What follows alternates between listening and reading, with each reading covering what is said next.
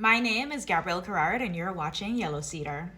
If you've been here for any length of time, you know that I spend a lot of time talking about gentrification and specifically its adverse effects on Caribbean communities with a vocalized perspective on the Virgin Islands. This topic is near and dear to my heart as someone who grew up in the Virgin Islands and who studies history. It's very blatant to see how much things are shifting and not always in the way that is for the highest and greatest good of the Virgin Islander. And so, as you can imagine, I spend a lot of time studying gentrification, what it is, how it can be targeted, and what are some ways that we can alleviate the pressures that this shift and displacement of people has on communities. And in my research, I found that one of the most potent ways of fighting back against gentrification is fixing our affordable housing issues. Recently, the Yellow Cedar media team had an interview with HUD Secretary Todman, who was asked specifically about gentrification in the Virgin Islands and if there was any way that disaster recovery funds could be used to offset the adverse effects gentrification was having in our Virgin Islands communities. And her response was really interesting to me because she spoke about how HUD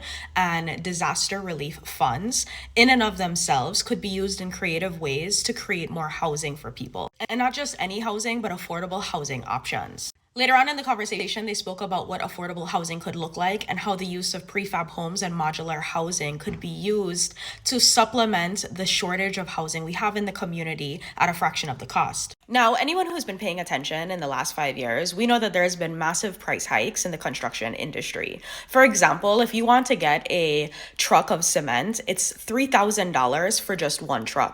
And we know that building homes takes multiple trucks of cement. And one of the reasons why we're so married to the brick and mortar notion of house building is because culturally that's what it's always been as an answer to the very disastrous storms that we experience every single year. And if you decided that you were not going to go the brick and mortar route and you were going to build your home out of wood, you would have to contend with the wood prices, which is $58, for instance, for one sheet of plywood from Home Depot. And after you contend with the high costs of materials, you also have to contend with the high costs of labor, which is astronomical. And so this is where the conversation around prefab homes, modular housing, and container homes comes into play. One of the critiques of prefab and modular homes is its ability to stand up to the strength of the storms that we have in this region of the world.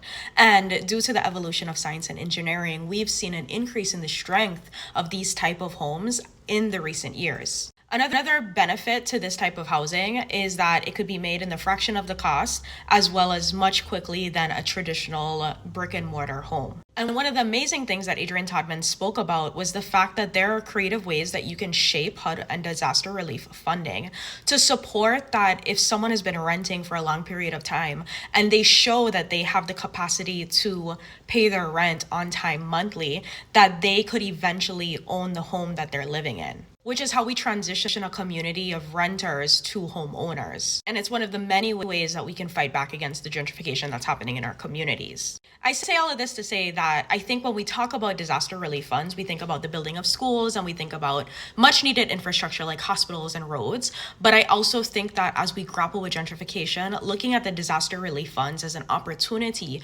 to get Virgin Islanders into homes, which would allow the building of generational wealth and legacy, as well as give Virgin Islanders an opportunity to have their own footing in their own ancestral lands. My name is Gabrielle Querrard, and you're watching Yellow Cedar.